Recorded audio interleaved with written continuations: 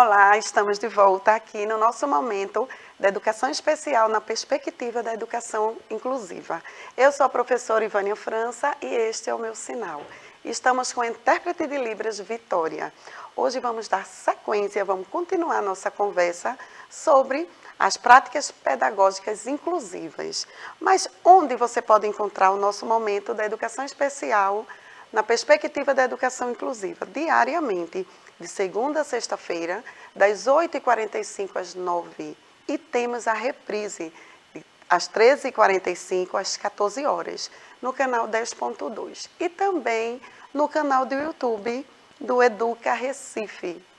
Vamos lá continuar com esse desafio, como desenvolver estratégias pedagógicas inclusivas. Porque sabemos que o estudante ele chega, a sala ela não é homogênea e esse estudante chega. Seja o estudante com deficiência ou sem deficiência. Precisamos ter esse olhar acolhedor, esse olhar afetivo. Percebemos no momento anterior as ações do professor. O professor ele precisa ser um eterno pesquisador, ele precisa continuar estudando. Chega um desafio, então vamos pesquisar. A troca de experiências é fundamental. Então vamos ver naquele nosso espaço quem já teve a experiência com outros estudantes em outro momento, alguma estratégia, metodologia, mesmo sabendo que não tem nada pronto. Não existe uma receita pronta para que você pegue e utilize com o estudante. Não é isso, mas é a troca de experiências, são as sugestões. E daí que você já teve a oportunidade de conhecer o estudante, então você vai fazer o seu planejamento pensando na especificidade dele. Quais são as possibilidades? O que é que ele pode, sim, fazer parte de maneira significativa da minha aula. Entende? Mas vamos conversar mais um pouquinho sobre isso. Então, o ponto de partida deve ser sempre o próprio estudante. Por mais que exista essa troca, essa interação, as reuniões, o parecer de um profissional, do outro, mas é fundamental, a peça principal, a chave, é o estudante. Quando você se depara, você pode ter todo o conhecimento pronto, mas quando você se depara com a prática, com uma realidade, aí daí sim, você vai começar a construir o seu trabalho, o que o estudante de verdade ele precisa. É preciso empenhar-se em conhecê-lo bem, e não só em um momento específico, porque ele pode sair de casa hoje meio que indisposto, mas no outro dia, será que essa indisposição continua? Então eu fiz um planejamento onde eu queria e quero, e a minha intenção, porque o professor ele tem a sua intencionalidade de fazer um trabalho em grupo. Vamos hoje fazer recortes, e esse estudante ele chega indisposto. Então, isso daí, lembra no nosso momento anterior, que precisa do registro? Será quantas vezes ele está chegando indisposto? Então, será que você está conhecendo bem esse estudante? Será que ele toma o medicamento? A família já teve a oportunidade com a família para falar sobre isso? Será que necessariamente o uso da medicação precisa ser no horário de ir para a escola? Entende? Então, são coisas que só convivendo com o seu estudante para contemplar uma prática, uma metodologia de verdade significativa para esse estudante. Então, quando você conhece o seu estudante, começamos então a partir do seu repertório e dos seus eixos de interesse. Torna o processo de ensino-aprendizagem muito mais espontâneo, prazeroso e significativo. Ou seja, se você conhece o ponto de interesse daquele estudante, no momento eu já conheço, eu percebo como ele é, se ele é ativo, se ele se desorganiza muito rápido. Então, tudo isso precisa fazer parte do meu planejamento. Eu vou começar a minha aula com uma contação de história, por exemplo. Mas eu sei que o meu estudante, ele só vai conseguir se concentrar, ficar ali sentado ou no círculo, como for a sua estratégia. Mas eu percebo que ele só vai conseguir ficar 1 ou 2 minutos ou 3. Então, vamos começar a pensar em uma nova estratégia? Vamos lá. Vamos iniciar hoje a minha aula com um conto. Tá, mas eu quero todo mundo aqui no círculo.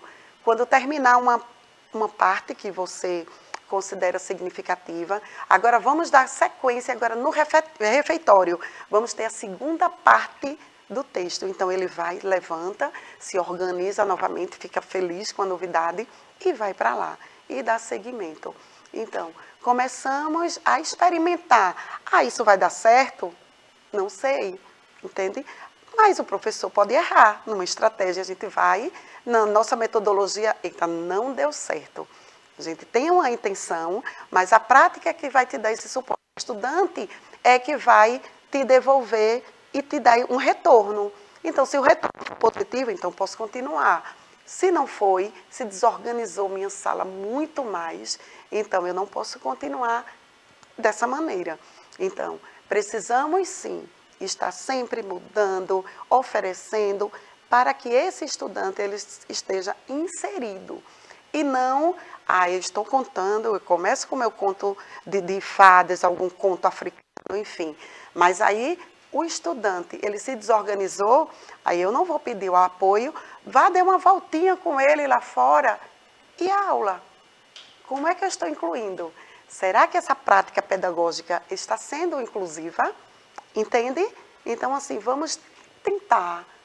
E vamos sempre tentar de uma maneira ou de outra, até que esse estudante ele faça parte desse contexto de maneira igualitária.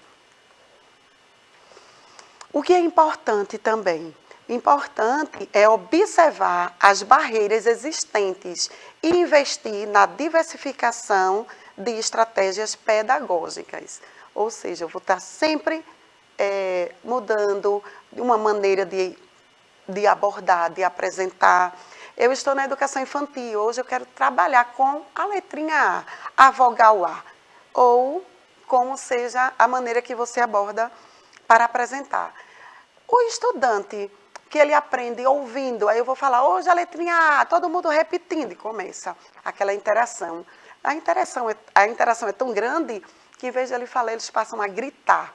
Ficam muito empolgados e envolvidos, sim. Mas e para aquele estudante que é visual? Então, vamos apresentar a letra A. E aquele estudante que precisa do toque? Então, vamos lá no pátio, tem areia, vamos começar a fazer o contorno, como é o movimento da letrinha A. Vamos fazer, sim, também no A, por que não? Vamos fazer aqui no espaço. Como seria essa escrita da letra A? Entende? Então, você vai mudando e vai estar contemplando todos os estudantes, cada um com a sua característica. Um vai entender melhor porque você falou e ele pronunciou também, gritou. O outro porque teve a oportunidade desse toque. O outro porque pintou a letrinha A. O outro porque fez colagem. Então, assim, mudando a mesma aula de diferentes maneiras. Isso sim é uma atividade diversificada. Então, você está contemplando aquele que queria pintar, pinta, ele está visualizando. Aquele que tem alguma deficiência visual, sim, está tocando, ele está sendo contemplado naquele momento. O estudante surdo que está vendo, está o visual. Então, aquele estudante que apresenta um pouco mais de dificuldade. Então, de diferentes maneiras, você consegue, sim, uma atividade, sim, de maneira significativa. E o seu estudante, com certeza, vai chegar em casa comentando que foi muito legal, que conseguiu e já vai encontrar com a família falando o que foi que aprendeu naquele dia, de tão maravilhoso que para ele foi. Então, precisa, sim, fazer sentido estar na sala de aula. O professor do atendimento educacional especializado, que é o AE, tem um papel de colaborar com esse processo. O professor do AE, ele é fundamental nesse processo. Também de estar articulando com você essas atividades. Mas, e as atividades para estudantes com o mesmo diagnóstico devem ser iguais? Será que devem ser iguais? Eu tenho 2 estudantes, por exemplo, deixa eu citar aqui um exemplo cego. Será que a mesma abordagem que eu tenho que fazer com um, eu tenho que fazer com o outro? Com a deficiência intelectual, será que eu tenho que fazer a mesma atividade? Será que com o estudante que tem a síndrome de Down, enfim, será que a deficiência define a minha estratégia, a minha metodologia? Então, eu tenho o estudante, ele tem um autismo, como é que eu vou oferecer essa atividade? Então, será que a abordagem é quem tem estudante também com essa deficiência ou o espectro do autismo, enfim, será que é a mesma? Quando tem aquele estudante que tem alguma dificuldade, a atividade é igual? Ou a gente primeiro precisa conhecer o estudante, qual é a dificuldade dele? O que é que ele precisa? Então, se um já consegue ler palavrinhas, a dificuldade não é igual a quem está já lendo frases, já está silabando, já conhece algumas letras, entende? Com o estudante com deficiência não é diferente. A abordagem precisa ter foco, e o foco é o próprio estudante. Ainda que apresentem pareceres diagnóstico absolutamente iguais, 2 pessoas podem reagir às mesmas estratégias de maneira totalmente distintas. Não há, portanto, não há receitas prontas ou manuais de atividades ideais, indicando exatamente como ou o que trabalhar com o estudante com esse ou aquele diagnóstico. E isso não se aplica somente a pessoas com alguma deficiência. A diferença é inerente à condição humana. O processo de aprendizagem de cada estudante torna-se singular. O planejamento pedagógico tem como finalidade definir os objetivos e as estratégias que orientam o processo do ensino-aprendizagem. Quando você faz o planejamento pedagógico, você está fazendo para uma sala de aula, para uma turma, para os seus estudantes. Então, quando você está ali selecionando aquele assunto, aquele conteúdo, você automaticamente já está se reportando àquela sala. Então, será que o uso do livro didático eu vou atingir, eu vou alcançar todos os meus estudantes, ou eu vou precisar de algo a mais? O que é que eu posso melhorar para eles conseguirem ter uma aprendizagem significativa? Será que eu posso melhorar o entendimento dele? Como eu posso propor isso? Entende? Então, tudo isso é pensado na hora do planejamento. E não fazer o planejamento e depois, eita, mas eu tenho aquele estudante, mas lá, no momento eu dou um jeitinho, eu faço isso. Não é planejar, não é ter uma prática inclusiva. A prática inclusiva, a gente está o tempo todo sendo afetivo, tendo empatia, pensando naquele estudante, pensando no avanço dele, na autonomia dele. Então, o planejamento deve ser contínuo e colaborativo. Deve valorizar os interesses e atender às necessidades de cada estudante. Aulas desafiadoras para todos, diversificando as formas de apresentar e explorar os conteúdos curriculares. Aí, quem deve, geralmente sempre tem na escola essa pergunta, quem deve planejar as atividades para os alunos com deficiência? Quem deve planejar? Sempre o responsável pelo planejamento para todos os estudantes é o professor regente. Mas essa prática não precisa nem deve ser uma tarefa solitária. A perspectiva inclusiva prevê que o processo de elaboração do planejamento pedagógico inclusivo seja colaborativo, envolvendo a participação de outros docentes, também do professor do AE. Essa parceria é fundamental, tá?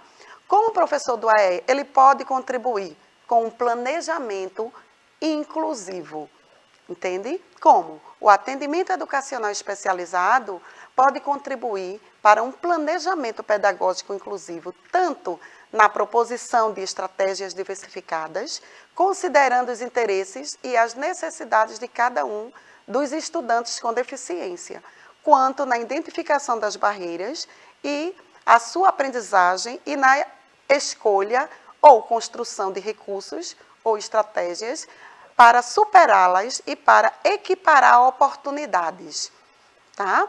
Então, em outro momento, vamos continuar com essa conversa que é muito importante, um desafio sempre. E não esqueça desse currículo, desse seu planejamento, dessa estratégia, para que o seu estudante ele tenha uma aprendizagem de maneira muito significativa. Até o nosso próximo momento. Tchau, tchau.